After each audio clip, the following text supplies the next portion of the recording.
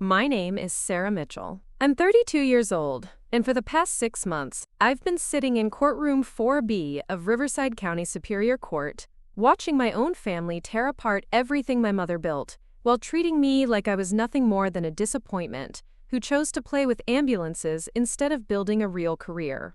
But before we jump back in, tell us where you're tuning in from, and if this story touches you, make sure you're subscribed, because tomorrow, I've saved something extra special for you. They had no idea that the woman they dismissed as their failure had once carried 12 bleeding soldiers through enemy fire to safety. They had no idea that the same hands they mocked for driving an ambulance had once held a piece of metal that made generals stop mid-conversation and salute.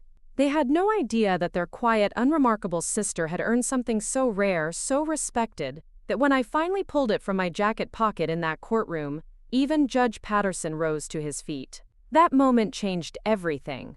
Not just the inheritance case, not just who got what from Mom's estate, but the entire story my family had written about who I was and what I was worth. It took one small medal, no bigger than a silver dollar, to rewrite 20 years of being invisible. Growing up in the Mitchell house at 847, Maple Street felt like living inside a blueprint someone else had drawn.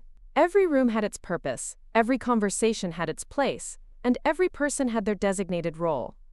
My mother, Catherine, was the heart that kept everything beating. My father, Robert, was the steady hand that fixed what broke. Derek was the golden child who could do no wrong. Amanda was the princess who charmed everyone she met. And me? I was the question mark nobody quite knew how to answer. Mom got sick when I was 15. Breast cancer, stage 3. The kind that arrives without warning and changes every plan you thought you had. She fought it for 2 years with a stubbornness that ran in our family, the kind that made her keep working at the hardware store even when the chemotherapy left her exhausted. She'd sit behind the counter with a baseball cap covering her bald head, helping customers find the right screws and paint colors, acting like nothing had changed even though everything had. Dad didn't know how to handle sickness. He was a man who solved problems with his hands, fixed broken things with tools and elbow grease. Cancer wasn't something you could tighten with a wrench or sand smooth with patience, so he did what he always did when faced with something he couldn't control. He got quiet, retreated into work, and left the rest of us to figure out how to hold the pieces together. Derek was 24 then, already making good money selling houses to young families who wanted the American dream wrapped in vinyl siding and 2-car garages. He'd stop by the house twice a week, always in a hurry, always checking his phone, always promising to stay longer next time.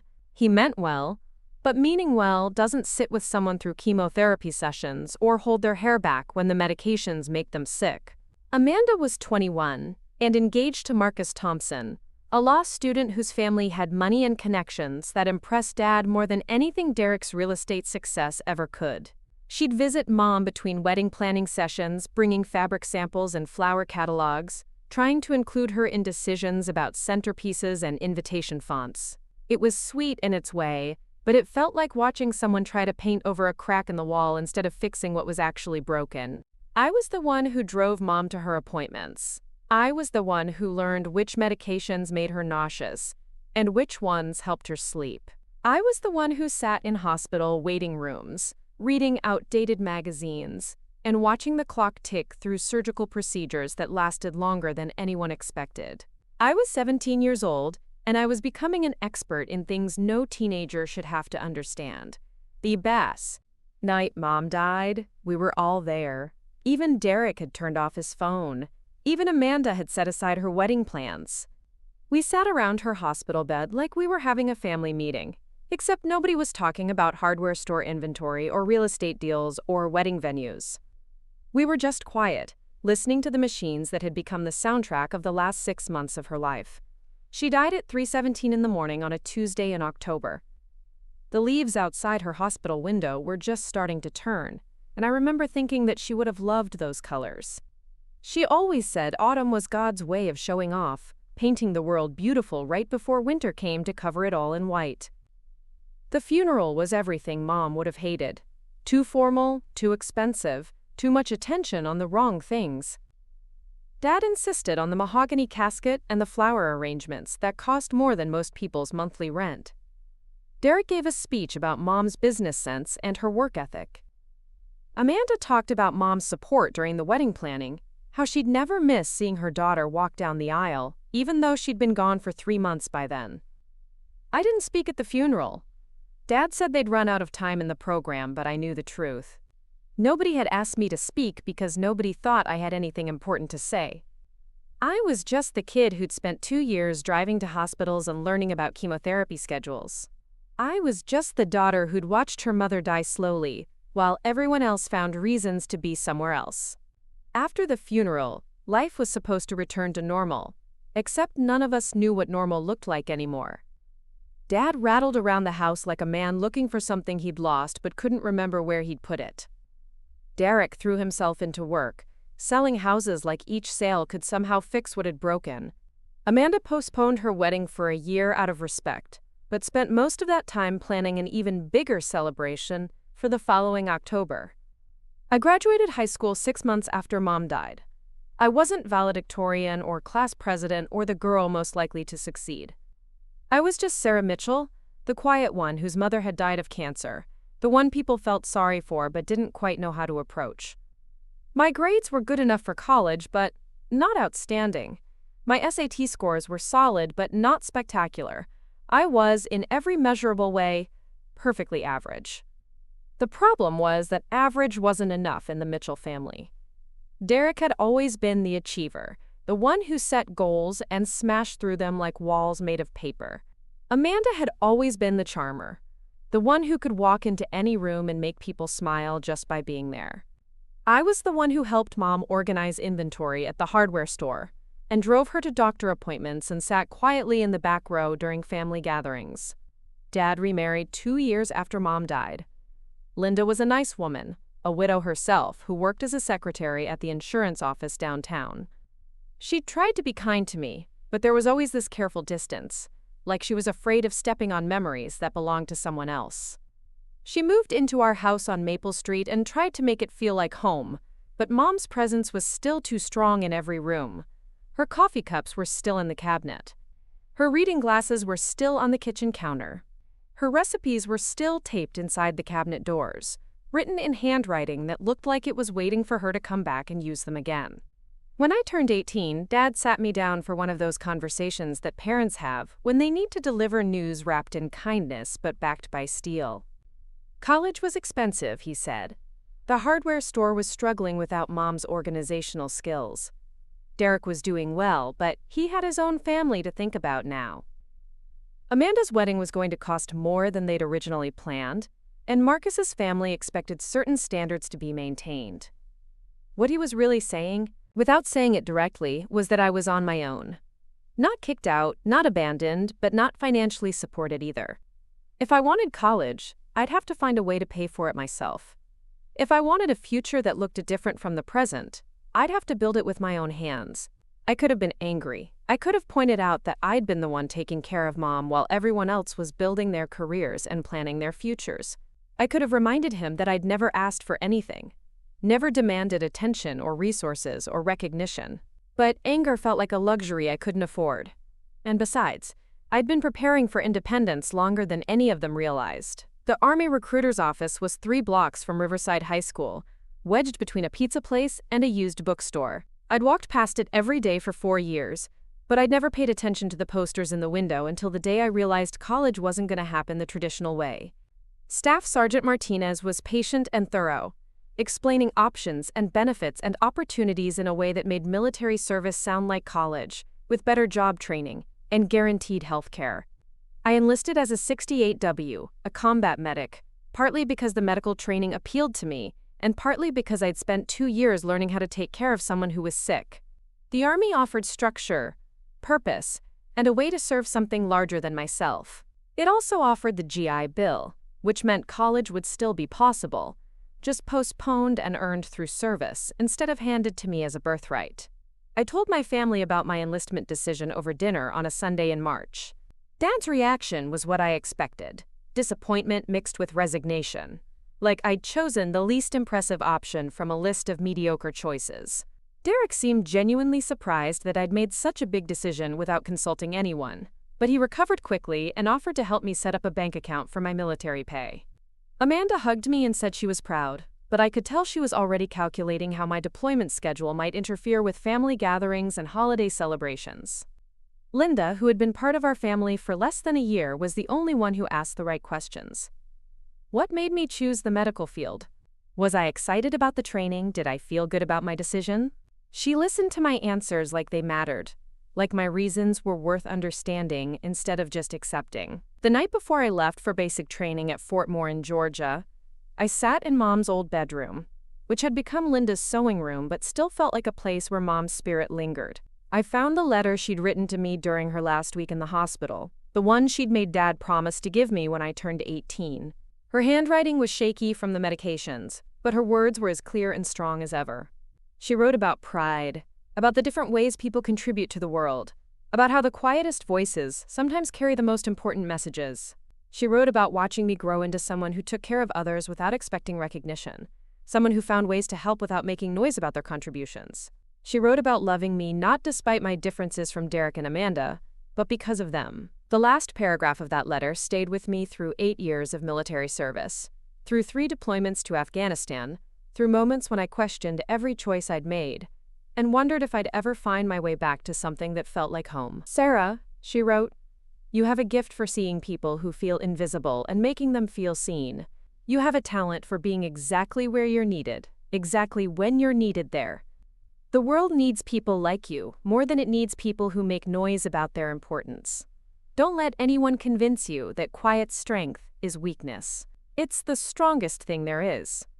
I folded that letter and tucked it into my wallet, where it stayed for the next 14 years, through basic training and advanced individual training and deployment after deployment. It was with. Preparing and narrating this story took us a lot of time, so if you are enjoying it, subscribe to our channel. It means a lot to us. Now back to the story. Me in Afghanistan when I learned what it meant to hold someone's life in your hands. It was with me when I earned a medal that would change everything, though I didn't know it then.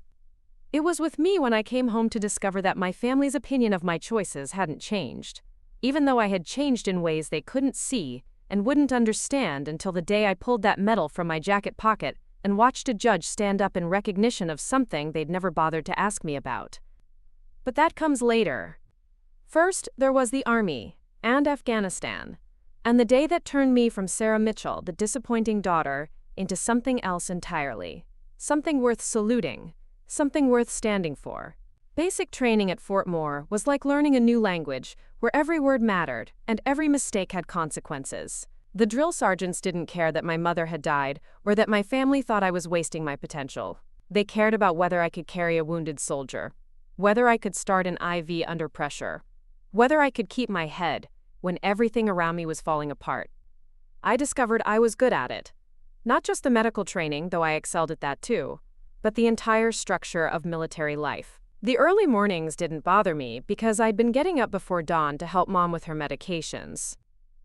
The physical demands didn't break me because I'd spent years carrying the emotional weight of watching someone I loved slowly die. The pressure to perform under stress felt familiar because I'd been making life-and-death decisions in hospital rooms since I was 17.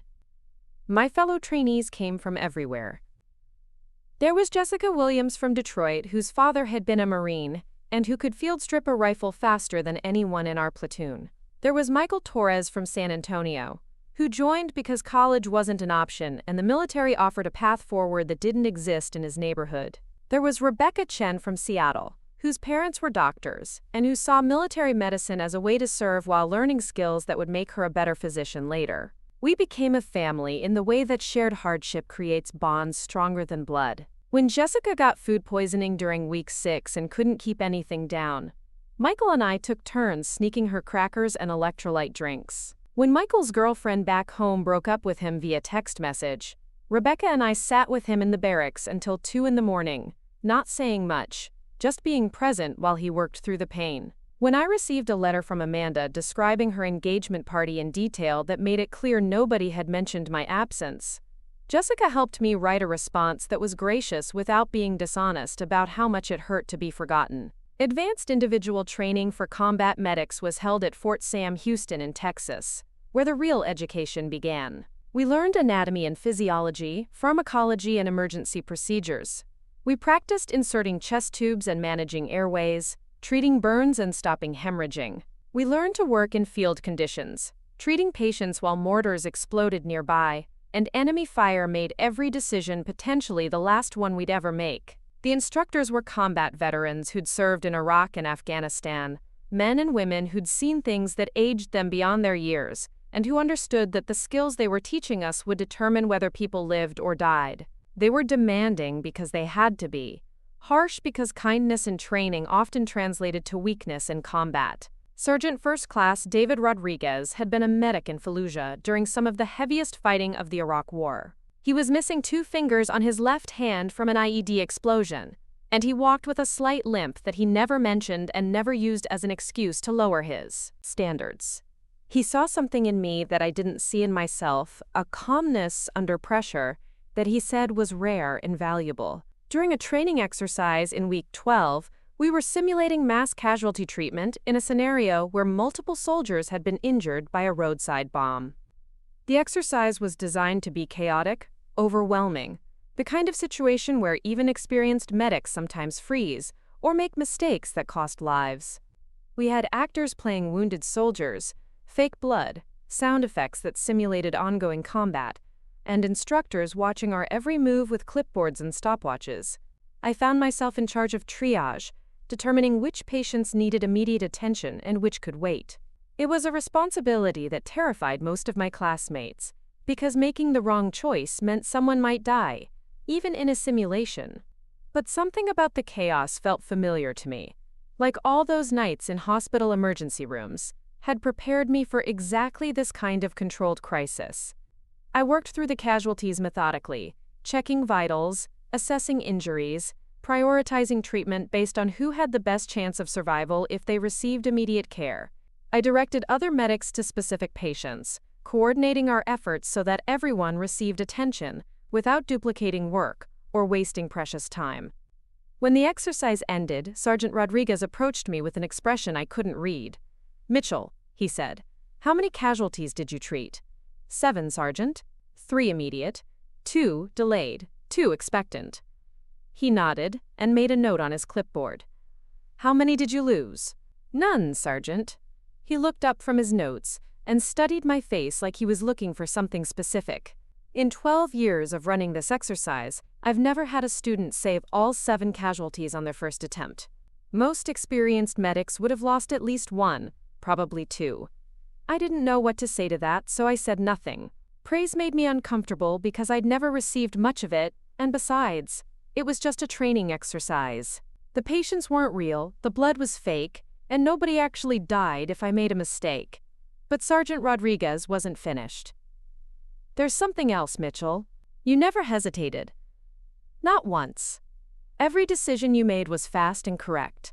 Most medics, even good ones, pause before making the hard choices.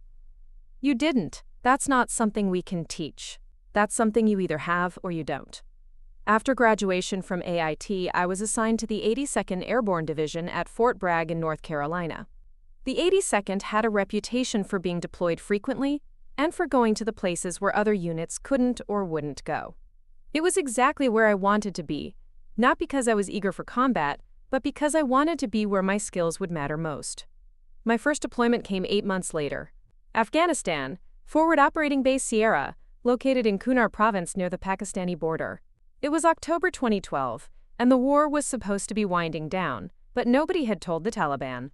The base was small, housing about 200 soldiers, and it came under attack regularly enough that incoming mortars were just part of the background noise of daily life. The landscape was beautiful, in a harsh, unforgiving way.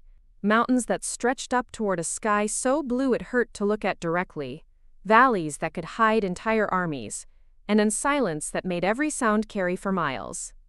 It was the kind of place that made you understand why people had been fighting over it for thousands of years, and why so many of those fights had ended badly for everyone involved. My first month at FOB Sierra was relatively quiet, which the veterans told me was either a very good sign or a very bad one, depending on what the enemy was planning. I spent my time learning the base layout, establishing relationships with the soldiers I'd be responsible for treating, and setting up medical supplies in locations where they'd be accessible during emergencies. Captain David Chen was the officer in charge of our medical unit, a quiet man from California who'd been deployed 4 times and had the kind of steady competence that made everyone around him feel safer. He'd been a civilian emergency room doctor before joining the Army, and he understood both the military and medical sides of our mission in ways that made him an excellent leader. "Mitchell," he told me during my 2nd week, "I've read your training reports. Rodriguez thinks you're something special. But training and combat are different animals. Stay calm, trust your training, and remember that your job is to get everyone home alive." The first time I treated a real combat casualty was during a routine patrol that turned into an ambush. Specialist James Parker, 19 years old from somewhere in Ohio, caught shrapnel in his leg and abdomen when an IED exploded under the lead vehicle in his convoy. By the time they brought him to me, he'd lost a lot of blood and was going into shock. Working on Parker was different from every training exercise I'd ever completed. The blood was real and warm and sticky. His pain was real, expressed in groans and curse words that would have made his mother blush. The pressure was real because if I made a mistake, a 19-year-old kid would die thousands of miles from home, and his family would receive a folded flag instead of their son. But the training held. My hands stayed steady while I established IV access and pushed fluids to counteract the shock. My mind stayed clear while I assessed his wounds and determined that the abdominal injury was serious but not immediately life-threatening. My voice stayed calm while I explained to Parker what I was doing and assured him that he was going to be fine, even though I wasn't entirely sure that was true. Parker survived. He was medevac to Bagram Airfield, and then to Germany and eventually back to the United States, where he made a full recovery and sent me a letter 6 months later thanking me for saving his life. That letter was the first time anyone had ever told me that something I'd done mattered in a way that couldn't be measured or quantified. Over the next 8 months, I treated dozens of casualties. Soldiers who'd been injured by IEDs, shot by snipers, wounded in firefights that lasted for hours. Afghan civilians who'd been caught in crossfire or targeted by insurgents for cooperating with American forces. Local children who'd been injured by unexploded ordnance or who needed medical care that wasn't available in their villages. Each case taught me something new about medicine, about human resilience, about the strange ways that hope and despair could exist in the same moment. I learned to work with limited supplies, to improvise solutions when standard procedures weren't possible, to make decisions quickly when there wasn't time for consultation or second-guessing. My reputation spread throughout the base and beyond. Other units began requesting me specifically when they had casualties that required complex medical care. Officers who'd never spoken to me before began stopping by the aid station to check on patients I was treating. Even the Afghan interpreters who worked with us began calling me Dr. Sarah, which wasn't accurate but felt like the highest compliment I'd ever received. Captain Chen noticed the change in how people responded to me, and he began giving me responsibilities that normally went to more senior medics. I was put in charge of training local medical personnel, teaching them basic trauma care that might save lives when American medics weren't available. I was assigned to accompany high-risk patrols, where casualties were most likely. I was asked to review and update medical protocols for the entire base. The work was rewarding in ways I'd never experienced. Every life I saved felt like a victory against something larger and more important than myself. Every soldier who walked out of the aid station under his own power was proof that what I was doing mattered. Every letter I received from families thanking me for taking care of their sons and daughters was evidence that my mother had been right about quiet. Strength being the strongest thing there is. But success in a combat zone also means that people expect more from you, and more responsibility often leads to more dangerous assignments. 6 months into my deployment, I was assigned to accompany a convoy that was delivering medical supplies to a remote outpost near the Pakistani border. It was supposed to be a routine mission, the kind of supply run that happened every week without incident. The convoy consisted of 4 vehicles carrying medical supplies, ammunition, and fresh food to soldiers who'd been isolated for weeks. I was riding in the second vehicle with Sergeant First Class Martinez, a veteran medic from Texas who'd been deployed 6 times and had seen more combat than most infantry soldiers. The plan was simple: drive to the outpost, deliver the supplies, and return to base before dark. Everything went wrong at the same time. The lead vehicle hit an IED that had been buried in the road, flipping it completely over and trapping 3 soldiers inside. Immediately after the explosion, enemy fighters opened fire from positions in the hills on both sides of the road, trapping the convoy in a kill zone with limited cover and no easy escape route. Martinez was killed in the first minutes of the fight, struck by a sniper's bullet, while trying to reach the overturned vehicle. The driver of our vehicle, Private Johnson, was wounded by shrapnel but still conscious and able to move. The soldiers in the third and fourth vehicles were pinned down by enemy fire and couldn't advance to help the casualties in the lead vehicle.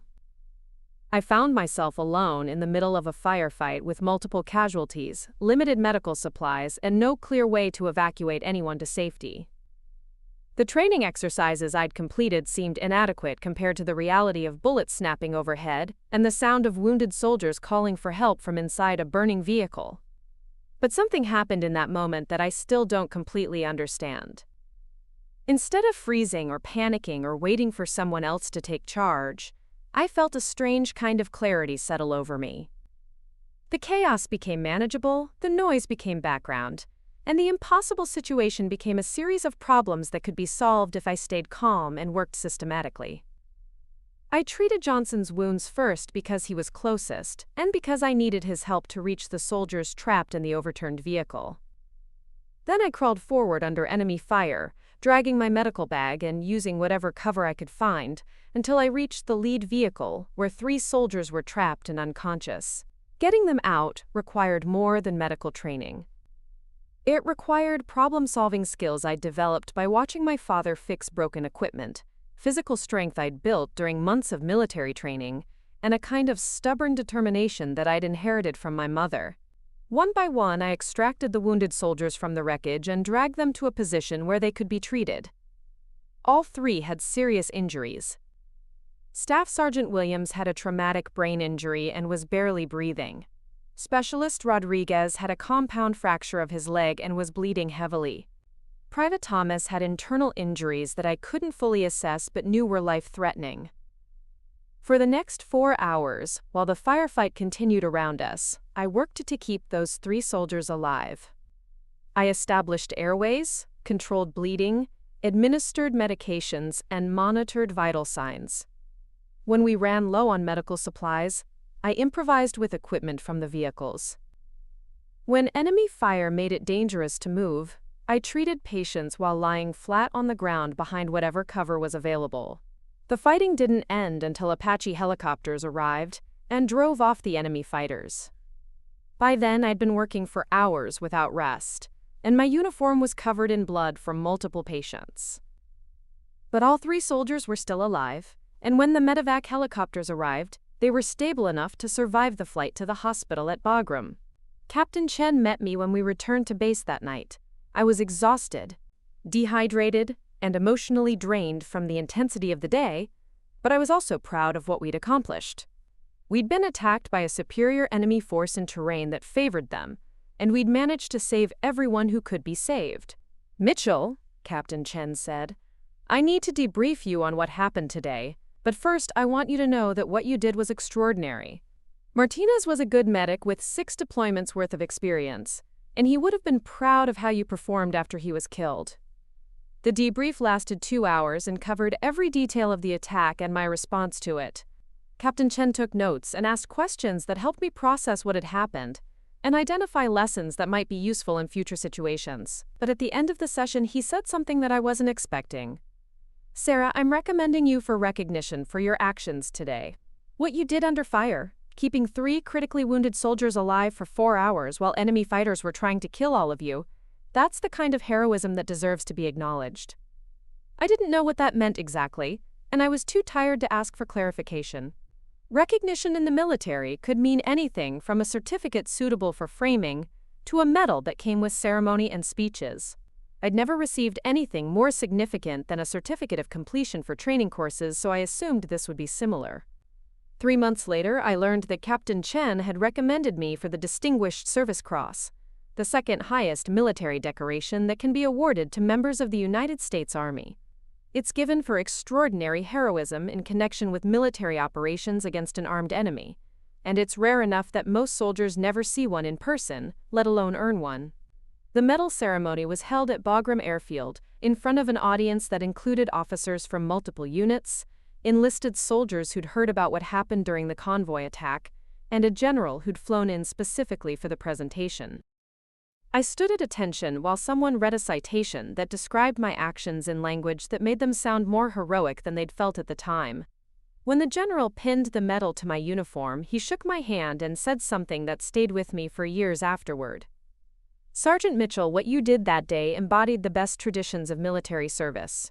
You put the lives of your fellow soldiers ahead of your own safety, and you performed your duties with skill and courage under the most difficult circumstances possible. The Army is proud to have you in our ranks." The medal itself was smaller than I'd expected, a bronze cross suspended from a ribbon with red, white, and blue stripes. It looked almost ordinary, like something you might find in a jewelry store, rather than something that represented extraordinary heroism under fire. But I learned later that appearances can be deceiving, and that small pieces of metal can carry more weight than anyone realizes until the moment comes to reveal them. I didn't tell my family about the medal. When I called home after the ceremony, I mentioned that I'd received some kind of recognition for my work, but I didn't go into details about what had happened or how significant the award was. Dad grunted approvingly and said he was glad I was staying safe. Derek asked if it came with a promotion or extra pay. Amanda wanted to know if there would be pictures she could show her friends. None of them asked what I'd done to earn it. None of them seemed curious about the circumstances that had led to the recognition. None of them treated it as anything more significant than a participation trophy or a certificate of achievement. And I didn't push the subject because I'd learned long ago that explaining myself to people who weren't interested in understanding was a waste of energy. But I kept the medal, and I kept the citation that described what I'd done to earn it. Not out of pride, though I was proud, but because they represented something important about who I'd become and what I was capable of accomplishing when the situation demanded it. They were proof that the quiet daughter who disappointed her family by choosing military service over college had found a way to serve that mattered. I completed 2 more deployments to Afghanistan over the next 4 years, earning additional decorations and commendations that my family never asked about. I saved lives, trained other medics, and developed a reputation as someone who could be trusted with the most difficult and dangerous assignments. I grew into the soldier my mother had somehow known I could become, even when nobody else saw that potential. When I finally left the Army in 2018, I'd served 8 years and earned decorations that most soldiers never receive. But I came home to a family that still saw me as the daughter who'd chosen the military, because she couldn't figure out anything better to do with her life.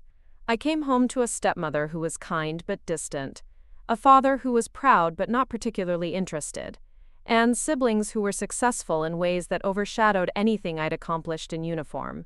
I became a paramedic with the Riverside County Emergency Medical Services, work that felt familiar after years of treating trauma patients in combat zones. The pay wasn't impressive by my family's standards, the hours were irregular, and the work was demanding in ways that people who'd never done it couldn't understand. To them, I was driving an ambulance and dealing with other people's emergencies. To me, I was continuing the mission I'd started in Afghanistan, saving lives and serving others in moments when they needed help most. And then Mom's will was read, and everything changed, not because of what she'd left me, but because of what my family was willing to do to take it away. The reading of Mom's will took place in the conference room of Henderson and Associates, the law firm that had handled our family's legal matters since before I was born. The room smelled like leather and old wood, with floor-to-ceiling bookshelves filled with legal volumes that probably hadn't been opened in decades. Mr. Henderson himself had retired years earlier, leaving the practice to his son Michael, a man in his 50s who'd known our family long enough to remember when Derek and Amanda were children, and I was just the quiet youngest daughter who rarely spoke during family gatherings. Dad sat at the head of the polished mahogany table, wearing the same navy suit he'd worn to Mom's funeral 2 years earlier. Linda sat beside him, her hands folded in her lap, looking uncomfortable in a way that suggested she wasn't sure she belonged in a room where family money was being discussed. Derek had driven down from Columbus in his BMW, checking his phone every few minutes like real estate deals might collapse if he wasn't constantly monitoring them. Amanda sat next to her husband Marcus, both of them dressed like they were attending a business meeting, rather than the final distribution of a dead woman's assets. I wore my paramedic uniform because I'd come directly from a 12-hour shift that had ended with a car accident on Interstate 71. 3 teenagers had wrapped their Honda around a telephone pole at 60 miles per hour, and I'd spent 2 hours working to extract the driver while keeping him conscious and stable. His blood was still under my fingernails, and my boots were scuffed from kneeling on broken glass and twisted metal. I probably should have gone home to change, but the appointment had been scheduled for weeks, and I didn't want to give my family another reason to criticize my priorities. Michael Henderson cleared his throat and opened a manila folder that contained Mom's last will and testament, a document she'd updated 6 months before her death when she realized the cancer was winning. He began reading in the formal language that lawyers use when they want to make simple things sound complicated. But the basic distribution was straightforward enough. The house on Maple Street, valued at approximately $400,000, was left to me. Hardware store, which had been struggling since Mom's death but still generated modest income, was also left to me. Her life insurance policy, worth $150,000, was split equally among the 3 children. Her personal belongings, including jewelry, furniture, and what Henderson called miscellaneous household items, were to be divided according to a detailed list she'd prepared. The room was quiet for a long moment after Henderson finished reading. I could hear the grandfather clock in the corner ticking, marking seconds that felt stretched and heavy. Then Derek spoke, his voice careful and controlled, in the way he used when he was negotiating a difficult real estate deal. "There must be some mistake," he said. "Mom wouldn't have left everything to Sarah. She barely visits, she doesn't contribute to family events, and she's never shown any interest in maintaining the house or running a business." Amanda nodded in agreement, though she was more diplomatic in her approach. "Sarah, you know we love you, but you're never here. You work crazy hours. You live in that tiny apartment across town, and you've never expressed any interest in taking care of Mom's things. Maybe there's a way to distribute everything more fairly, something that takes everyone's circumstances into account." Dad didn't say anything immediately, but his expression suggested he agreed with Derek and Amanda. Linda looked like she wanted to disappear into her chair. Marcus pulled out a leather portfolio and began taking notes, which should have been my first warning that this wasn't going to be a simple family discussion. I sat there listening to them discuss Mom's will like it was a problem that needed to be solved, rather than the final wishes of a woman who'd thought carefully about how to distribute her life's work. They talked about fairness and practicality and family harmony as if those concepts were more important than respecting what Mom had actually wanted. "She left everything to me," I said finally, my voice quiet but clear in the formal atmosphere of the conference room. "Maybe there's a reason for that." Derek leaned forward, his tone becoming more aggressive. "What reason?" "You've been gone for 8 years playing soldier, and now you're driving an ambulance like you're still 18 and don't know what you want to do with your life. Derek and I have careers, responsibilities, families to support. We've been here taking care of Dad and maintaining relationships while you've been off doing whatever it is you do." "I was serving my country," I said, though I knew before the words left my mouth that they wouldn't carry much weight in this room. "You were avoiding responsibility," Derek shot back. "And now you want to waltz back into town and claim inheritance that should be distributed fairly among all of Mom's children." Marcus cleared his throat and opened his portfolio. "Actually, there might be grounds for contesting the will. If Catherine was under emotional distress when she made these changes, or if there's evidence that she wasn't thinking clearly due to her illness and medications, the court might be willing to set aside her final wishes in favor of a more equitable distribution." The word contest hung in the air like smoke from a fire nobody wanted to acknowledge. Henderson looked uncomfortable, shifting papers around on his desk and avoiding eye contact with anyone in the room. He'd known Mom for 30 years, had handled the legal work when she'd bought the hardware store, had drawn up the original will when Derek and Amanda were still children. He knew better than anyone that Mom's final wishes were deliberate and carefully considered. Mrs. Mitchell was completely lucid when she updated her will, Henderson said carefully. I met with her multiple times, and she was very specific about her intentions. She understood the implications of her decisions, and she had clear reasons for the distributions she chose. What reasons? Amanda asked. Did she explain why Sarah should inherit everything while Derek and I get almost nothing? Henderson looked at me, then back at Amanda. You're one. Mother's reasoning is privileged information, but I can tell you that she spent considerable time thinking about each of her children's needs, circumstances, and relationships with family. Her decisions were not made lightly. That should have been the end of it. Mom's will was legal, properly executed, and reflected her genuine wishes. But Derek wasn't willing to accept that his younger sister, the one who'd disappointed the family by choosing military service over college, was going to inherit the bulk of their mother's estate. We're going to challenge this, he announced, looking at Marcus for confirmation. No reasonable person would leave everything to the child who's contributed least to the family. There has to be something wrong with the will or with Mom's state of mind when she signed it. Derek, Dad said quietly, speaking for the first time since Henderson had finished reading. Your mother knew what she was doing. She always did. Dad, come on. Sarah hasn't been part of this family for years. She shows up for holidays when it's convenient, she never calls. She doesn't contribute to family decisions. Mom was sick and on medications that affected her judgment. This isn't what she would have wanted if she'd been thinking clearly. I felt something cold settle in my chest, a familiar sensation from combat zones when situations escalated beyond the point where talking could solve problems. My family was preparing to take me to court to overturn Mom's will, to argue that she'd been too sick and medicated to make rational decisions about her own possessions. Fine, I said, standing up from the conference table. If you want to contest the will, contest it.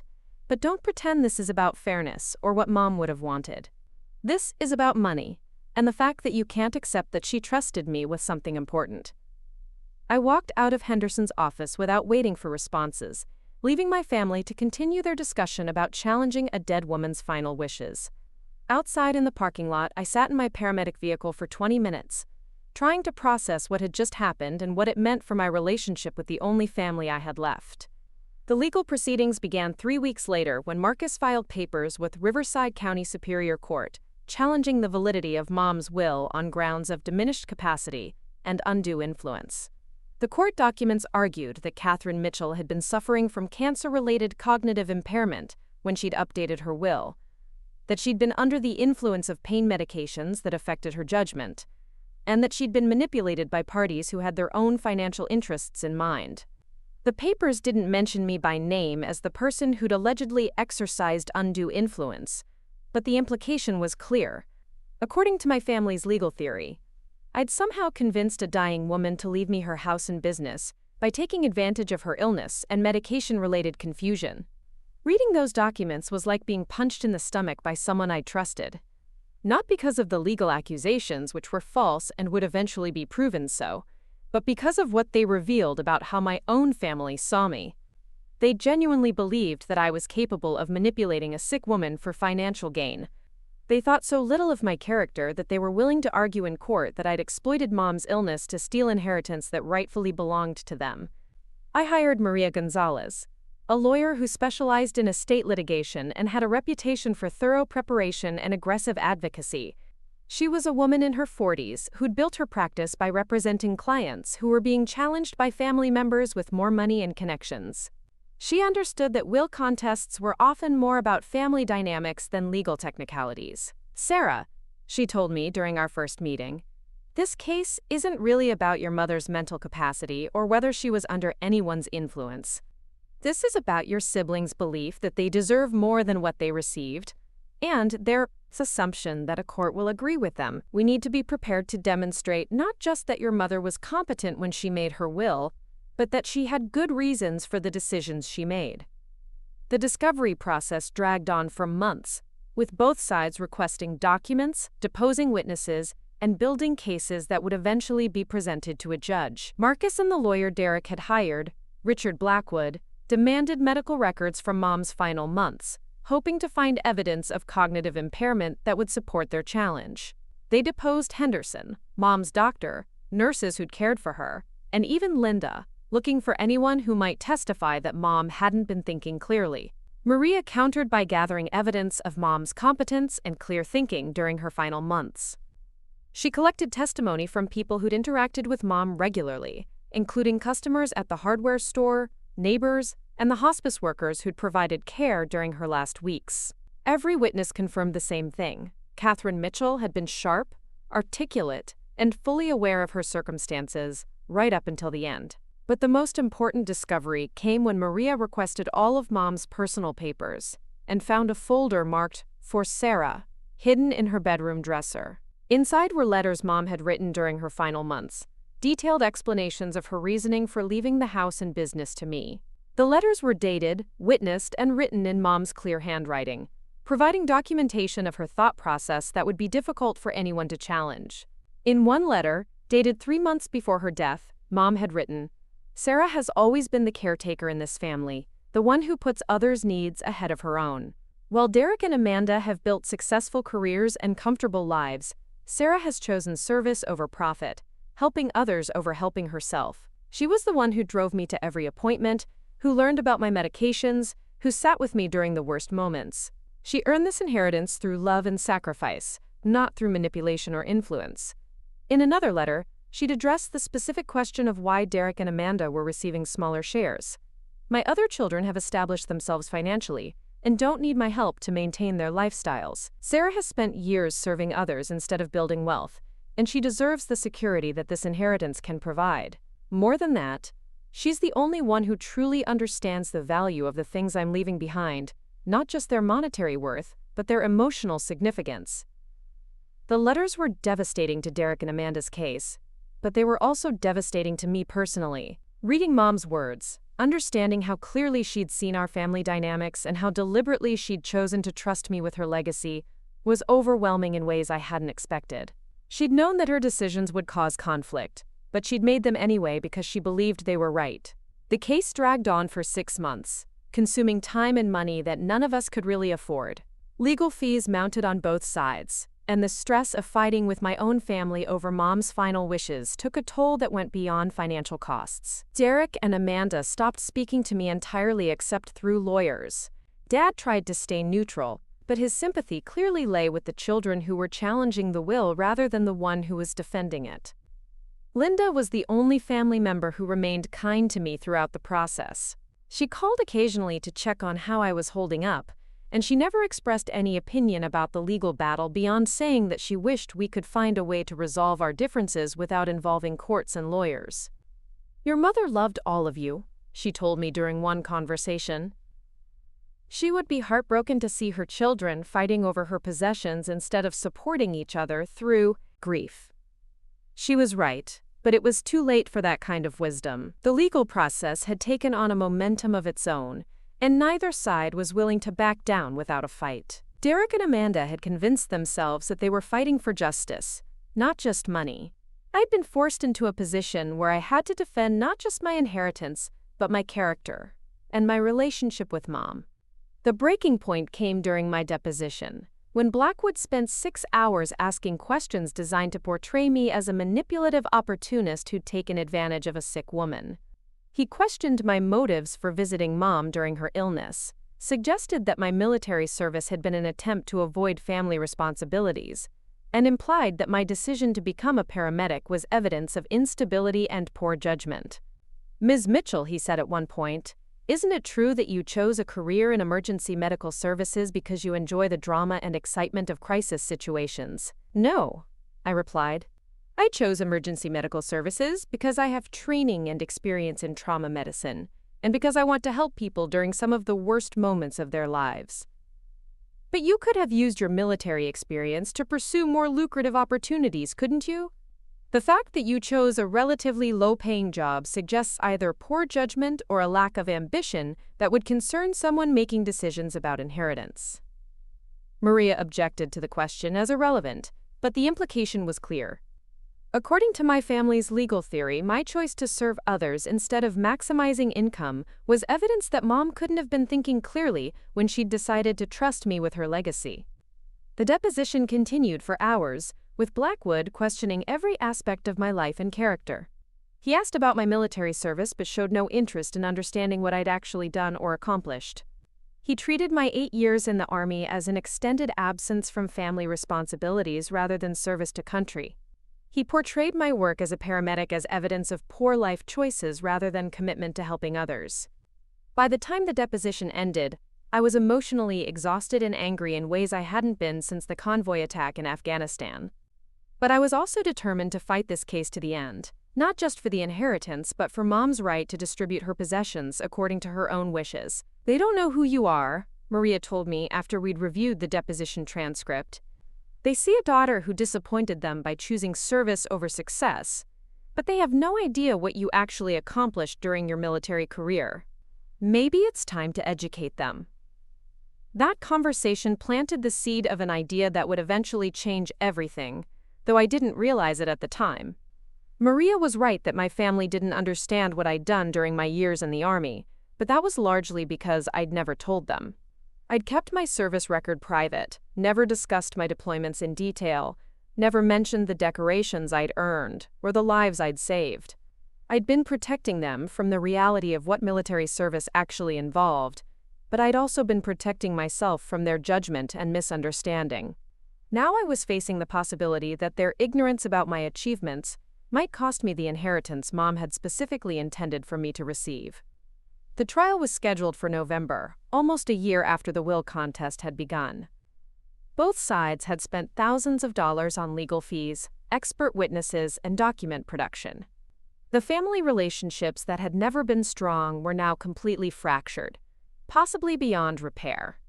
And somewhere in the middle of all the legal maneuvering and personal attacks, we'd lost sight of the fact that we were supposed to be mourning Mom together instead of fighting over her possessions. But I'd learned something important during those months of depositions and discovery and legal strategy sessions. I'd learned that staying quiet about my achievements, protecting my family from the reality of what I'd experienced and accomplished, had allowed them to create their own narrative about who I was and what I was worth. I'd been so committed to humility and service that I'd forgotten the importance of standing up for myself when standing down meant letting others define my value.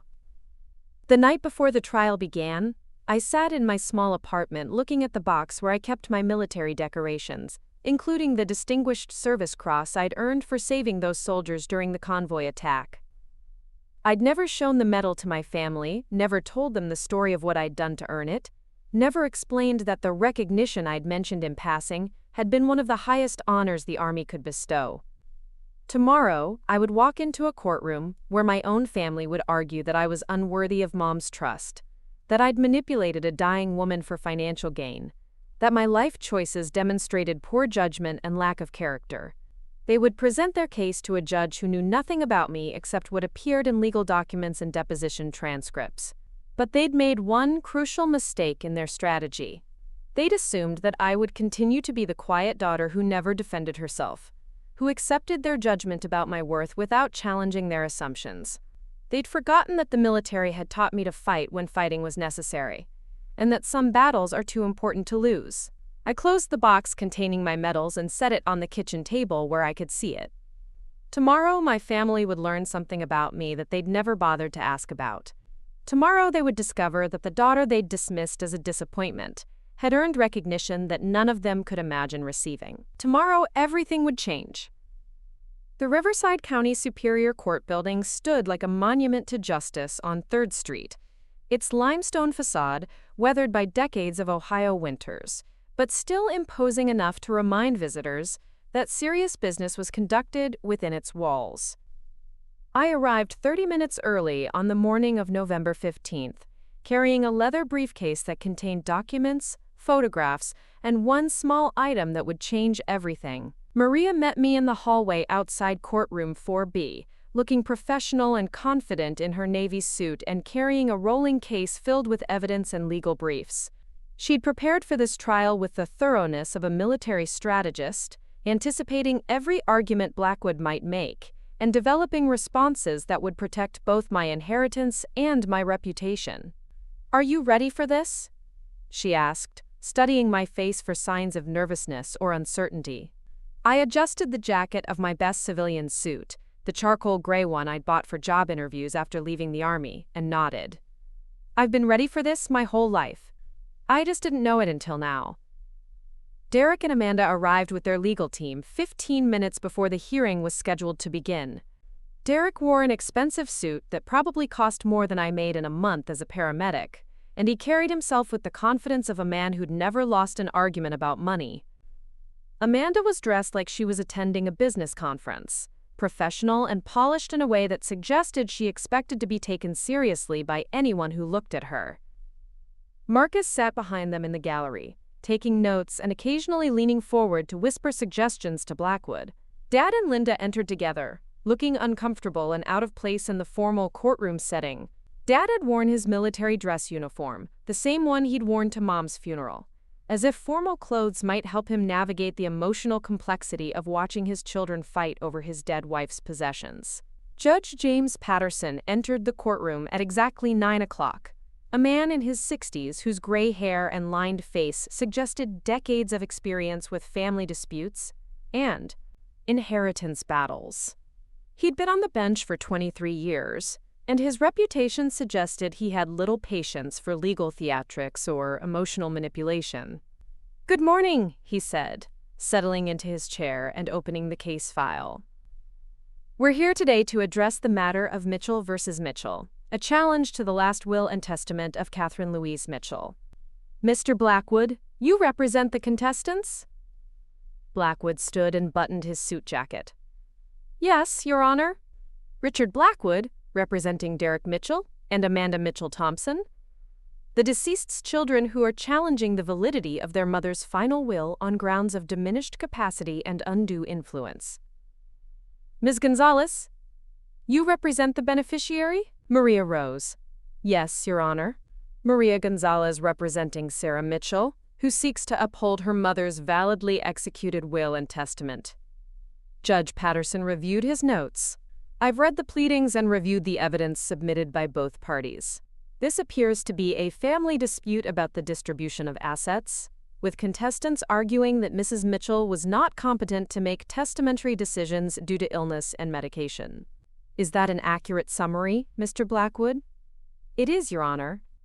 We'll demonstrate that Catherine Mitchell was suffering from cancer-related cognitive impairment when she made substantial changes to her will, favoring one child who had been largely absent from family life, while excluding 2 children who had maintained close relationships and provided significant support." Judge Patterson looked at Maria. "Ms. Gonzalez, your position?" "Your Honor, we'll show that Catherine Mitchell was fully competent when she executed her will, that she had clear and rational reasons for her testamentary choices, and that those choices reflected her genuine wishes regarding the distribution of her estate. The contestants are asking this court to substitute their judgment for that of the deceased, which is neither legally appropriate nor factually justified." "Very well. Mr. Blackwood, present your case." Blackwood's opening statement was polished and persuasive, painting a picture of a sick woman whose judgment had been compromised by illness and medication. He described Derek and Amanda as devoted children who'd maintained close relationships with their mother, contributing to family events, and providing emotional support during her illness. He portrayed me as the absent daughter who'd chosen military service and a low-paying career over family responsibilities, then returned home to claim an inheritance I hadn't earned. "Your Honor," Blackwood said, gesturing toward Derek and Amanda, "Catherine Mitchell was a loving mother who wanted to treat her children fairly. Under normal circumstances, she would never have excluded 2 devoted children in favor of one who had distanced herself from family life. The will she executed during her final months reflects impaired judgment, not genuine intent." He called witnesses who testified about Mom's illness and medication regimen, medical experts who explained how cancer treatments could affect cognitive function, and family friends who described Derek and Amanda's involvement in community activities and family gatherings. Each witness contributed to a narrative that portrayed my siblings as model children who deserved equal shares of Mom's estate. Dr. Patricia Williams, Mom's oncologist, testified about the medications Mom had been taking during her final months and acknowledged that some of them could cause confusion or drowsiness.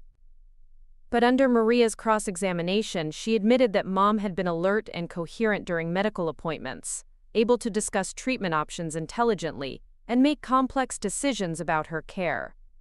Dr. Maria asked, "In your professional opinion, was Catherine Mitchell capable of managing her business affairs during the months leading up to her death?" Yes, she was.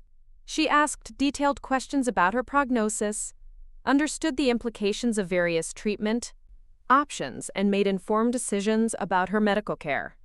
I saw no evidence of cognitive impairment that would have affected her ability to make financial or legal decisions. Blackwood's strongest witness was Derek himself, who testified about his relationship with Mom and his contributions to family life. He described visiting regularly, helping with household maintenance, and providing emotional support during her illness. He portrayed himself as the responsible son who'd stayed close to home while his sister had chosen military service that took her away from family responsibilities. "Mr. Mitchell," Blackwood asked, "did your mother ever express any dissatisfaction with your relationship or your contributions to family life?"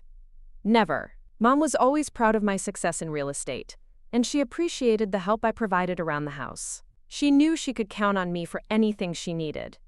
Did she ever indicate that she planned to leave the majority of her estate to Sarah? "No, never. We assumed the will would divide everything equally among the 3 children, which would have been fair and consistent with how Mom treated us throughout our lives." Maria's cross-examination of Derek was surgical in its precision. She asked about specific dates when he'd visited Mom, how much time he'd spent at the hospital during her treatments, and what kind of practical help he'd provided during her illness. Derek's answers revealed that his visits had been brief and infrequent, that he'd rarely stayed for medical appointments, and that his help had mostly consisted of hiring contractors to handle maintenance issues rather than providing personal care. "Mr. Mitchell," Maria asked, "how many times did you drive your mother to chemotherapy appointments?" Derek shifted uncomfortably. "I had work responsibilities that made it difficult to take time off during business hours. Sarah was available because she wasn't working regular hours. That wasn't my question. How many times did you personally drive your mother to medical appointments?" "Maybe 2 or 3 times, but I helped in other ways." "What other ways?" "I arranged for lawn care and house cleaning services. I made sure the property was maintained properly." "Did you ever stay overnight at the house to provide care during periods when your mother was particularly ill?" "No, but Sarah was living there during some of that time." Maria let that answer hang in the air before continuing. "Actually, Sarah was deployed to Afghanistan during the first 18 months of your mother's illness, wasn't she?" "I think so, yes." "So during the period when your mother needed the most intensive care, Sarah was serving overseas, and you were too busy with work to provide personal assistance. Is that accurate?" Derek's face reddened. "I contributed to Mom's care in ways that were appropriate to my circumstances and abilities." "By hiring other people to do the work you couldn't be bothered to do yourself?" Blackwood objected, and Judge Patterson sustained the objection, but the damage was done. Derek's testimony had revealed that his contributions to Mom's care had been financial rather than personal, convenient rather than sacrificial. Amanda's testimony followed a similar pattern. She described her close relationship with Mom and her involvement in wedding planning that had included Mom in important decisions. But Maria's cross-examination revealed that Amanda's visits had been focused primarily on her own needs and interests rather than Mom's care and comfort. "Ms. Mitchell-Thompson," Maria asked, "during your mother's illness, did you ever research her medical condition to better understand her treatment options?" "No, that wasn't really necessary. The doctors were handling her medical care. Did you ever learn about her medications or side effects so you could help monitor her condition?" "Sarah was handling that kind of thing."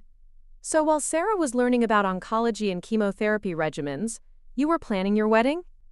"I was trying to include Mom in happy events so she wouldn't focus only on being sick." "Did your mother ever ask you to postpone the wedding so she could participate more fully?"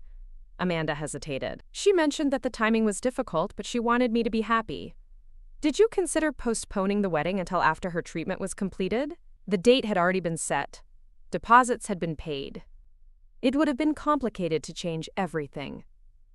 "More complicated than your mother dying before she could see you married?" Blackwood objected again, but Amanda had already started crying, and her tears did more damage to her credibility than any legal argument could have accomplished. When it was Maria's turn to present our case, she began with Henderson, who testified about Mom's mental state during the months when she'd updated her will. His testimony was crucial because he'd met with Mom multiple times and could speak definitively about her competence and decision-making ability. "Mr. Henderson," Maria asked, "in your professional opinion, was Catherine Mitchell competent to execute a will during the months before her death?" "Absolutely. Mrs. Mitchell was one of the most thoughtful and deliberate clients I've ever worked with. She asked detailed questions about the implications of her decisions, considered various options carefully, and made choices that reflected clear reasoning and genuine intent." "Did she explain her reasoning for the distributions she chose?" "Yes, she did. She was very specific about why she wanted Sarah to inherit the house and business, and she understood that her decision might cause family conflict. But she felt strongly that her choices were right and fair, based on each child's circumstances and contributions." "Did you have any concerns about her mental capacity during your meetings?" "None whatsoever. She was alert, articulate, and fully aware of her situation. I've worked with hundreds of clients over 30 years, and I can recognize when someone's judgment is impaired." Catherine Mitchell's judgment was sound. Maria then called Dr. Robert Chen, a geriatric psychiatrist who'd reviewed Mom's medical records and interviewed people who'd interacted with her during her final months. His expert testimony demolished any suggestion that Mom had been suffering from cognitive impairment. "Doctor," Maria asked, "based on your review of the evidence, do you have an opinion about Catherine Mitchell's mental capacity during the months before her death?" "Yes, I do. Mrs. Mitchell showed no signs of dementia, delirium, or other cognitive impairment that would have affected her ability to make complex decisions. The medications she was taking might have caused some fatigue or temporary confusion, but there's no evidence that they impaired her judgment or decision-making capacity." Quote, "Could cancer-related depression have affected her testamentary capacity?" Depression can certainly affect judgment, but Mrs. Mitchell showed no signs of clinical depression severe enough to impair her decision-making. In fact, the witnesses I interviewed described her as realistic about her situation but not despondent or irrational. But the most powerful evidence came when Maria introduced Mom's letters, the detailed explanations she'd written about her reasoning for the will's distributions. Maria read several passages aloud, and Mom's voice seemed to fill the courtroom as she explained her thinking. "I am leaving the house and business to Sarah, not because I love her more than my other children, but because she has demonstrated the qualities of character that make her the right person to preserve what I've built. Derek has established financial security through his real estate career, and Amanda will be well provided for through her marriage. Sarah has spent her adult life serving others rather than accumulating wealth, and she deserves the security this inheritance can provide." Judge Patterson listened intently as Maria read Mom's explanation of each child's relationship with her and contributions to her care. The letters painted a picture of a woman who understood her children's different personalities and circumstances, who'd made deliberate choices based on careful consideration rather than impaired judgment. Sarah was the one who learned about my illness, who researched treatments, who advocated for me with doctors and insurance companies. She put her own life on hold to help me navigate the medical system and maintain my dignity during a difficult time. She earned this inheritance through love and sacrifice, not through manipulation or undue influence. When Maria finished reading the letters, the courtroom was quiet in a way that suggested everyone present understood they'd heard something profound and genuine. Mom's words carried more weight than any legal argument because they came directly from the person whose wishes were being disputed. Then came my testimony, the moment I'd been preparing for since the legal battle began. Maria asked about my relationship with Mom, my military service, and my decision to become a paramedic. I answered her questions straightforwardly, explaining my choices and motivations without defensiveness or apology. "Sarah," Maria asked, "why did you choose military service over college?" "I wanted to serve something larger than myself, and I needed a way to pay for my education that didn't burden my family financially." "The Army offered both opportunities. Did your family support your decision?" "They accepted it, but they didn't really understand it.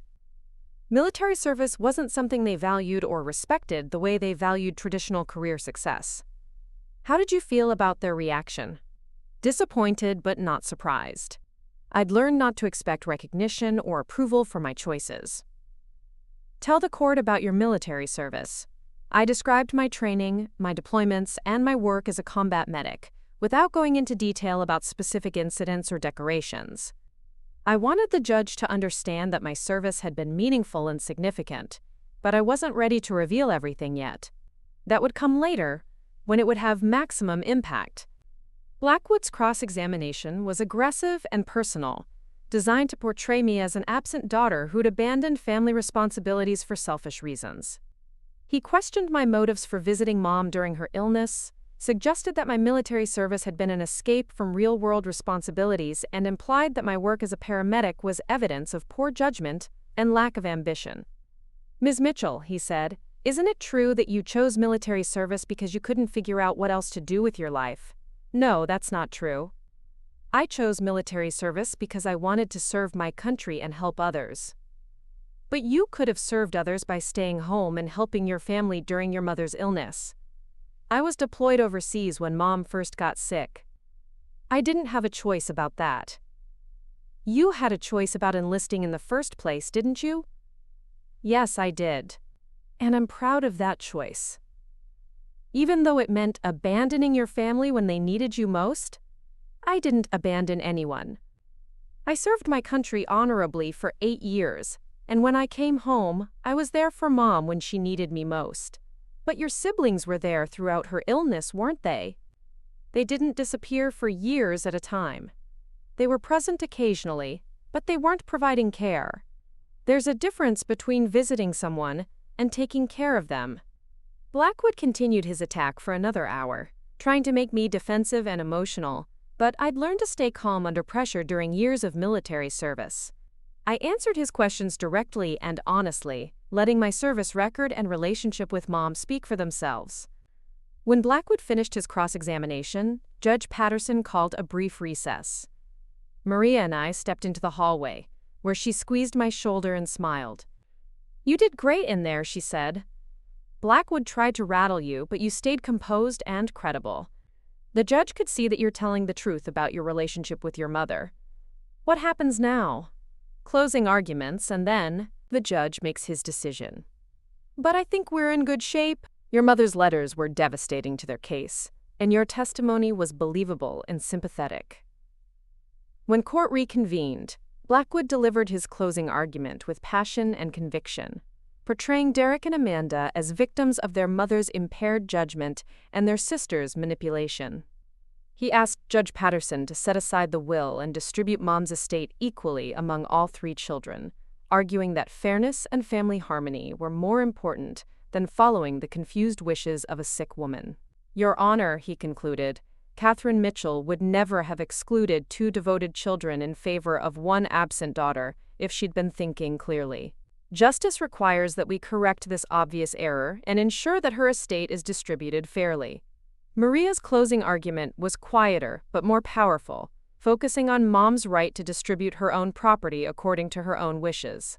She reminded Judge Patterson that the evidence showed Mom had been fully competent when she'd executed her will, that she'd had clear and rational reasons for her decisions, and that courts should not substitute their judgment for that of competent testators.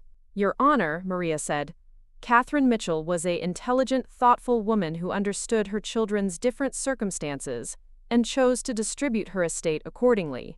She left detailed explanations of her reasoning, and those explanations demonstrate careful consideration, not impaired judgment."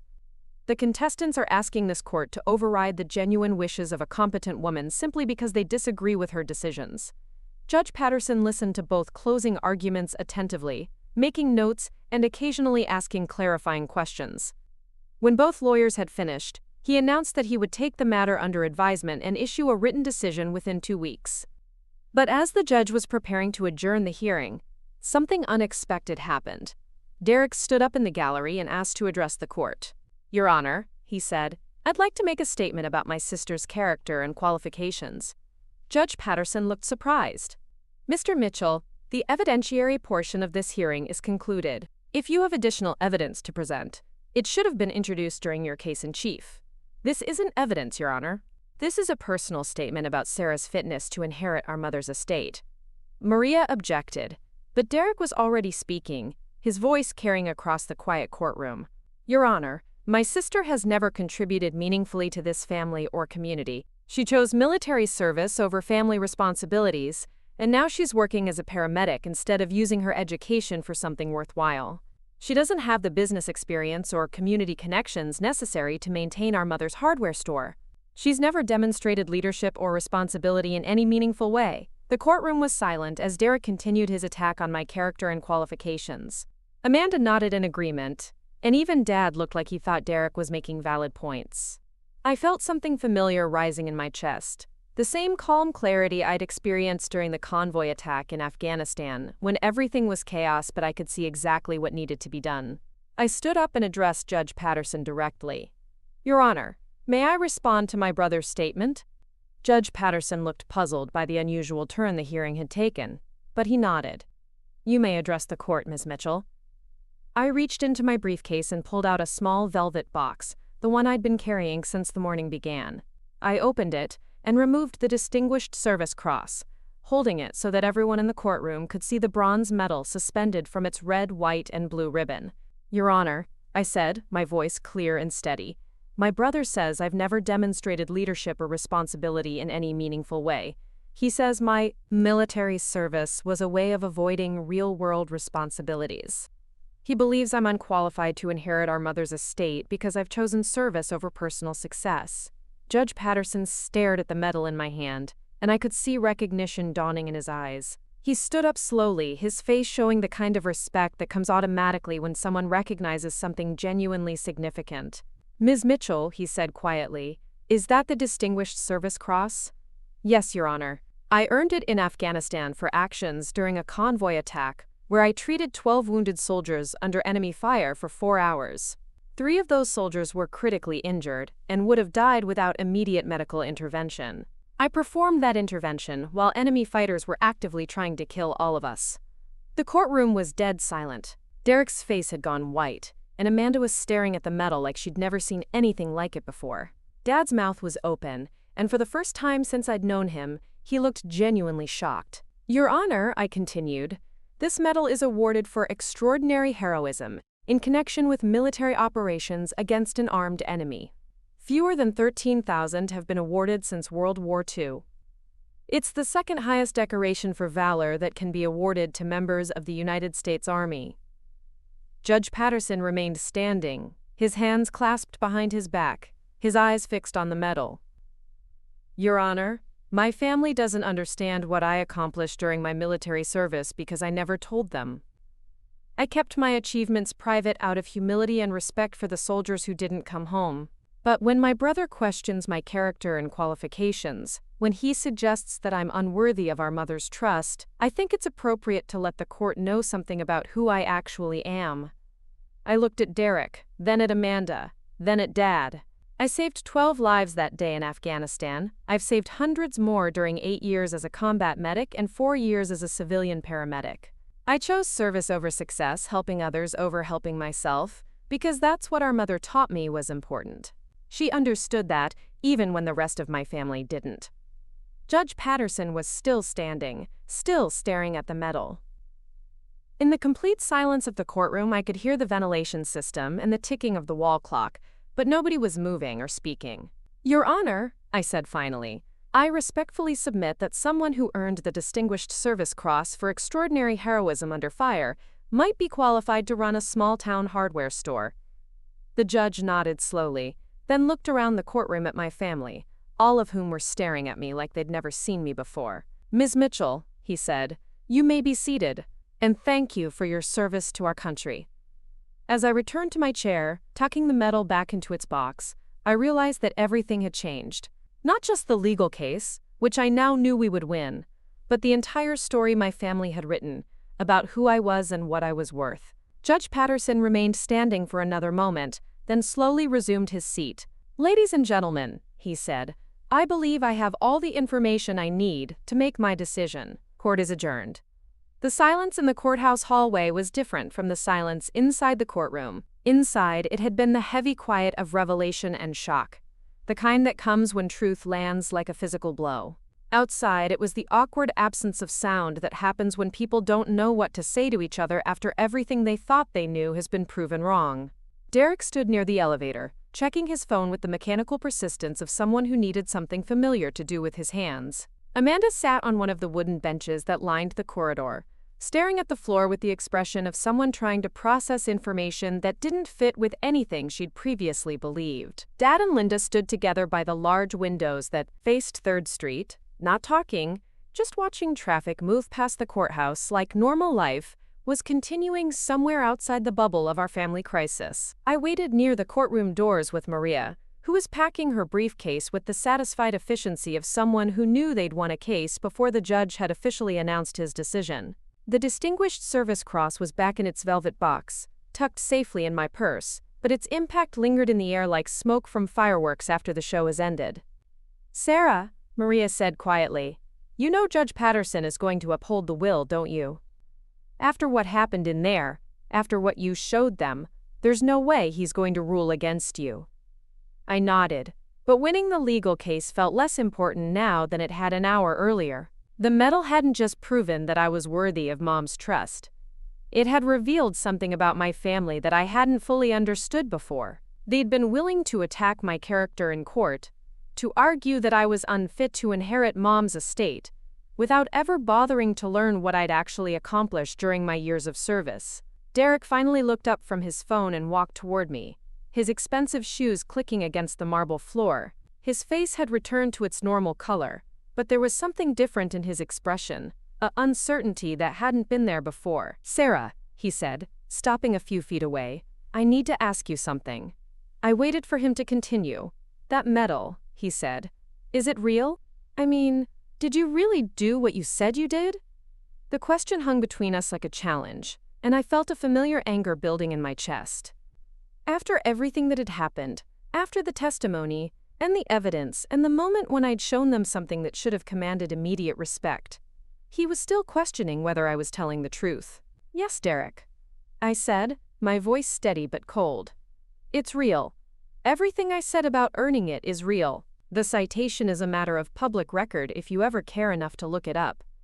He nodded slowly, like he was still processing information that didn't match his understanding of who I was. "I had no idea. You never told us about any of that. You never asked." The simple truth of that statement seemed to hit him harder than any accusation could have. For 8 years I'd been coming home on leave, attending family gatherings, participating in conversations about careers and achievements. And nobody had ever asked me about my military service beyond the most basic questions. They'd known I was deployed to Afghanistan, but they'd never wanted to know what I did there or how well I did it. Amanda approached us, moving slowly like someone walking through deep water. Her earlier confidence had been replaced by something that looked like confusion mixed with shame. "Sarah," she said, "I'm sorry. I'm sorry about what we said in court. And I'm sorry about the things Derek said about your qualifications. We didn't know." "You could have known," I said. "All you had to do was ask. But you never talked about it. You never told us about the medal or the soldiers you saved or any of it. Would you have listened if I had?" The question stopped her cold, and I could see her thinking back through years of family conversations where my military service had been treated as a minor inconvenience that kept me from attending weddings and holiday celebrations. She was realizing that even if I had tried to explain what I'd done overseas, she probably would have changed the subject or found a reason to focus on something else. Dad walked over from the windows, Linda following a step behind. He looked older than he had that morning, like the revelation about my military service had forced him to reconsider assumptions he'd been carrying for years. "Sarah," he said, "I owe you an apology, not just for today, but for a lot of years before today." I'd been waiting for that apology since I was 18 years old, but now that it was finally coming, I wasn't sure I wanted to hear it. Apologies couldn't change the past, couldn't undo the years of feeling invisible and undervalued, couldn't repair the damage that had been done to our relationship. "Dad," I said, "I appreciate that, but I'm not sure an apology is what I need right now." He looked surprised, like he'd expected his words to fix something that had been broken for decades. "What do you need?" "I need you to understand that the daughter you dismissed for choosing service over success actually achieved something extraordinary." I need you to recognize that the medal I showed in there represents the highest level of military recognition, the kind of honor that most soldiers never receive.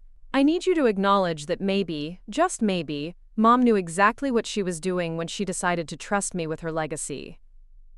Dad was quiet for a long moment, and I could see him struggling with the collision between his old assumptions and the new reality I'd forced him to confront. "I understand that now," he said finally, "and I understand why your mother made the choices she made." "Do you? Or are you just saying that because you saw something today that you can't ignore?" The harshness in my voice surprised me, but I realized I was angry in ways I hadn't allowed myself to be before. For years, I had accepted my family's judgment about my worth, had internalized their belief that I was the disappointing daughter who'd never accomplished anything meaningful. I'd been so committed to humility and service that I'd forgotten to stand up for myself when standing down meant letting others define my value. "Sarah," Linda said quietly, "your father means what he's saying. We all do. What we saw today, what you showed us, it changes everything." "Does it?" I asked. "Or does it just mean you finally have to acknowledge something you should have recognized years ago?" The conversation was interrupted by Richard Blackwood, who approached our group with the careful steps of someone navigating a minefield. His earlier confidence had evaporated, replaced by the professional embarrassment of a lawyer who'd badly misjudged his opponent. "Ms. Mitchell," he said, "I wanted to apologize for my cross-examination today. If I had known about your military record, I would never have questioned your character or qualifications in the manner that I did." "Mr. Blackwood," I said, "you questioned my character because your clients told you I was unworthy of my mother's trust. You attacked my service record because they convinced you it was evidence of poor judgment. The problem isn't that you didn't know about my medal. The problem is that you were willing to destroy someone's reputation without bothering to learn who they actually were." Blackwood nodded, looking genuinely chastened. "You're right, and I'm sorry. In my experience, family disputes often bring out the worst in people, but that's no excuse for the approach we took today." He turned to Derek and Amanda. "I think it would be appropriate to withdraw our challenge to the will. After what happened in court today, I don't believe we have any realistic chance of success, and continuing to fight would only cause more damage to family relationships." Derek looked at Amanda, who nodded slowly. The fight had gone out of both of them, not because they'd lost the legal battle, but because they'd finally understood who they'd been fighting against. "Yes," Derek said, "we'll withdraw the challenge." Maria smiled, the first genuine expression of satisfaction I'd seen from her all day. "I'll draft the necessary paperwork. The court will be notified that the contestants are withdrawing their objections to the will." "What does that mean?" Amanda asked. "It means the will stands as written," Maria explained. "Sarah inherits the house and business, and the estate is distributed according to your mother's wishes." But as the legal victory settled around us like dust after an explosion, I realized that winning the inheritance felt less important than the other changes that had taken place in that courtroom. The medal hadn't just proven my worthiness to inherit Mom's estate.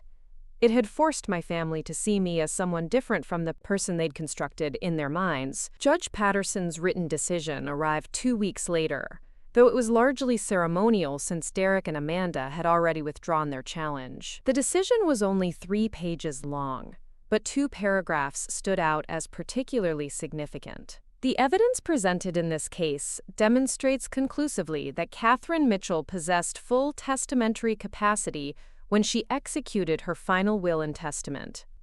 Her detailed written explanations of her reasoning show careful consideration of each beneficiary's circumstances, contributions, and needs. The court finds no evidence of undue influence, coercion, or diminished capacity that would justify setting aside her testamentary choices. The second paragraph was more personal, and I suspected Judge Patterson had included it specifically because of what had happened during the hearing. The court notes that beneficiary Sarah Mitchell's military service record, including her receipt of the Distinguished Service Cross for extraordinary heroism under fire, provides compelling evidence of her character, judgment, and leadership abilities. Such recognition is reserved for individuals who demonstrate the highest levels of personal courage and commitment to others, qualities that would certainly qualify someone to preserve and continue a family business legacy. I framed that decision, and hung it in my office at the hardware store, not as a trophy but as a reminder that sometimes the most important battles are fought not with weapons but with truth. The hardware store had been struggling since Mom's death, partly because she'd been the heart of the operation, and partly because Dad and my siblings hadn't understood how to maintain the relationships with suppliers and customers that kept a small business profitable. I spent my first month as owner learning about inventory management, supplier contracts, and the dozen small details that make the difference between success and failure in retail. But I also discovered that many of our regular customers had been waiting for someone to take real interest in the business again. Mrs. Patterson, who'd been buying paint and garden supplies from us for 20 years, told me she was relieved to see someone behind the counter who actually knew the difference between interior and exterior primer. Frank Morrison, who ran a small construction company, said he'd been considering switching to the big box store across town but would stick with us now that there was someone competent running the operation again. Within 6 months, the store was profitable again, and within a year, it was doing better business than it had in the 5 years before Mom's death. I hired 2 part-time employees, updated the inventory system, and established relationships with contractors and homeowners who appreciated dealing with someone who understood both the technical and practical aspects of home improvement projects. The work was satisfying in ways I hadn't expected, helping someone choose the right tools for a project, explaining the differences between various types of fasteners, recommending solutions for problems they hadn't known how to solve. It was service on a smaller scale than what I'd done in the military, but it was still about helping people accomplish their goals and solve their problems. I kept working as a paramedic 2 days a week, partly because I loved the work, and partly because I wanted to maintain the medical skills I'd developed over years of training and experience. The combination of business ownership and emergency medical services felt like the right balance between stability and excitement, between serving individuals and serving the community.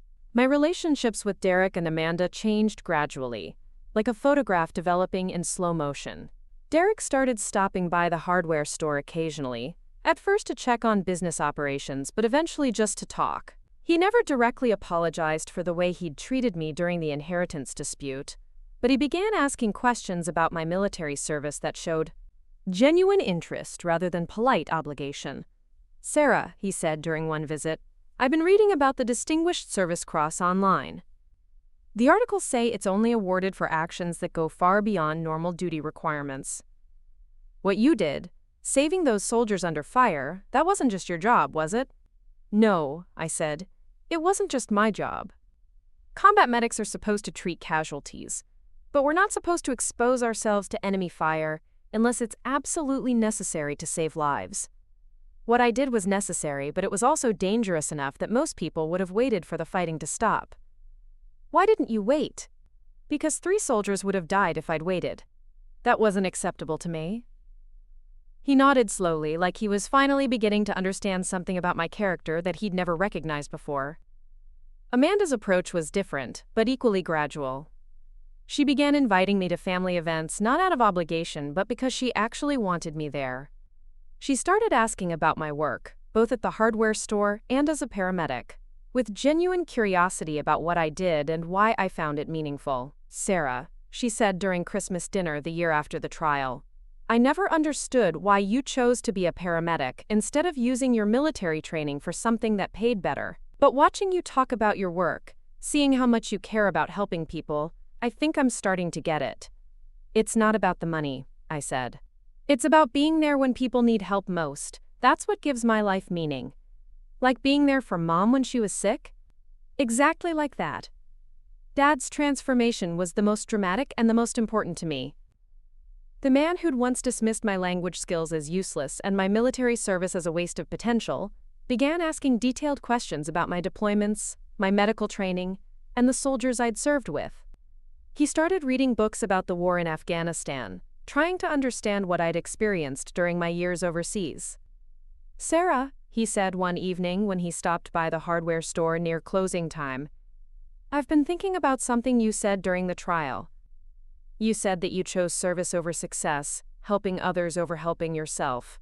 I always thought those were weaknesses, but I was wrong, wasn't I?"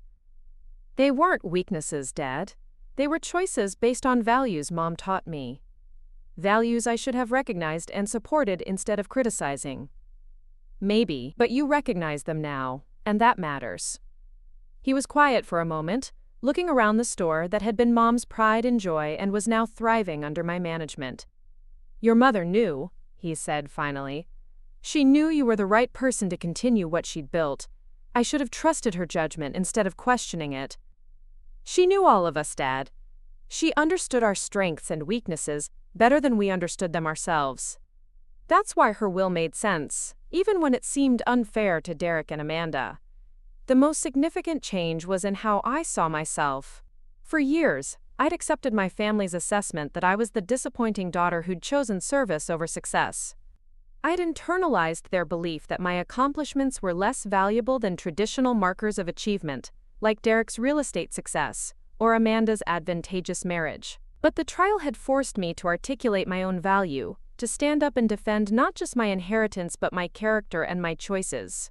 The medal had been proof that my service mattered, but more importantly, it had been evidence that I mattered, that my contributions to the world were significant and worthy of recognition. I began talking more openly about my military service, not boasting or seeking attention, but sharing stories that helped people understand what I'd experienced and accomplished. I spoke at the local high school's Veterans Day assembly, describing my work as a combat medic and encouraging students to consider military service as a path to education and meaningful work. I joined the county veterans organization and helped establish a support group for female veterans who were struggling with transition to civilian life. Many of them had experienced the same challenges I had, finding it difficult to explain their military service to family members who didn't understand its value or significance.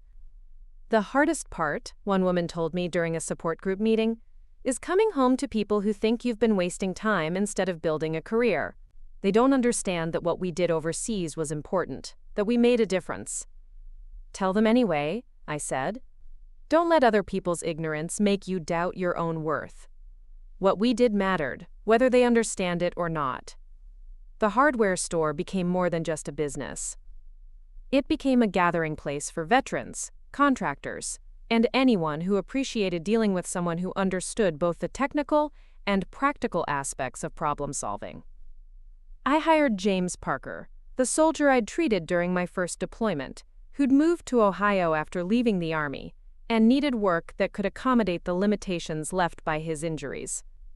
"Sarah," he said during his first week, "I never got to thank you properly for what you did that day when the IED got our convoy. The doctors at Bagram said you saved my life." "You don't need to thank me, James. I was just doing my job." "No, you weren't. You went above and beyond, and I'll never forget that. Neither will my wife or my kids." That conversation reminded me why I'd chosen military service in the first place, and why I'd continued choosing service over personal advancement throughout my career. The recognition was nice, but the real reward was knowing that my choices had made a difference in people's lives. 5 years after the trial, I received a letter from General Patricia Williams, who'd been promoted and was now commanding a medical training facility at Fort Sam Houston. She'd heard about my work with veteran support groups and my success with the hardware store, and she wanted to offer me a position developing transition programs for retiring military medics. "Sarah," she wrote, "your combination of military experience, business success, and commitment to veteran welfare makes you uniquely qualified to help other service members navigate the transition from military to civilian careers. We need people who understand both worlds and can help bridge the gap between military service and civilian success." The offer was tempting, but I realized I was exactly where I needed to be. The hardware store was thriving, my relationships with my family had been repaired and strengthened, and I was helping people in ways that felt meaningful and sustainable. I was no longer the invisible daughter trying to earn recognition from people who didn't understand my value. I was Sarah Mitchell, business owner, veteran, and community member who'd found her place in the world. I wrote back to General Williams, thanking her for the offer but explaining that I'd found my mission right where I was. "I'm honored by your confidence in my abilities," I wrote, "but I've learned that service takes many forms, and sometimes the most important thing you can do is bloom where you're planted. My mother left me more than just a business. She left me a community that needs what I have to offer, and I'm committed to continuing the work she started." The letter I received in response surprised me. General Williams wrote that my decision to stay and serve in my own community was exactly the kind of leadership the military tried to develop in its officers, and that she was proud to have served with someone who understood that real success meant finding the place where your skills and your community's needs intersected. Last month, Derek brought his teenage son Michael to the hardware store to help him choose materials for a school project. Michael was building a model bridge for his engineering class, and he needed specific types of wood and fasteners that would support the required weight load. As I explained the different options and helped them calculate the materials they'd need, I noticed Derek watching me work with his son. When we'd finished selecting everything and loaded it into Derek's car, he pulled me aside. "Sarah," he said, "I want Michael to understand what real achievement looks like. Not just making money or having a successful career, but actually making a difference in people's lives. Would you be willing to tell him about your military service sometime?" "Of course," I said. "But why is that important to you?" "Because I want him to know that there are different ways to measure success, and that some of the most important work doesn't come with big paychecks or public recognition. I want him to know that his aunt is a hero, not because of the medal she earned, but because of the choices she made to serve others." That conversation reminded me that the real victory hadn't been winning the inheritance case or proving my worth to a judge. The real victory had been changing my family's understanding of what mattered, helping them recognize that service and sacrifice were valuable even when they didn't lead to traditional markers of success. Mom had known that when she'd written her will. She'd understood that I was the one who would preserve not just her business but the values it represented. She'd trusted me with her legacy because she'd seen something in me that I'd barely been able to see in myself. The medal was back in its box, stored in the safe at the hardware store, alongside important business documents and insurance policies. I didn't need to display it anymore because I'd learned something more valuable than any decoration could represent. I'd learned that true recognition comes not from others, but from yourself. From understanding your own worth and living according to your own values, regardless of whether anyone else appreciates them. The quiet daughter who'd once felt invisible had found her voice, not by becoming louder, but by becoming more confident in the truth of who she was. And in that confidence, I had discovered something Mom had always known, that the strongest foundation for any life is the knowledge that you've used your gifts in service of something larger than yourself. The hardware store thrives. The community is better served. Veterans find support and understanding. And somewhere, I think Mom is proud of what her trust and faith made possible. Up next, you've got 2 more standout stories right on your screen. If this one hit the mark, you won't want to pass these up. Just click and check them out.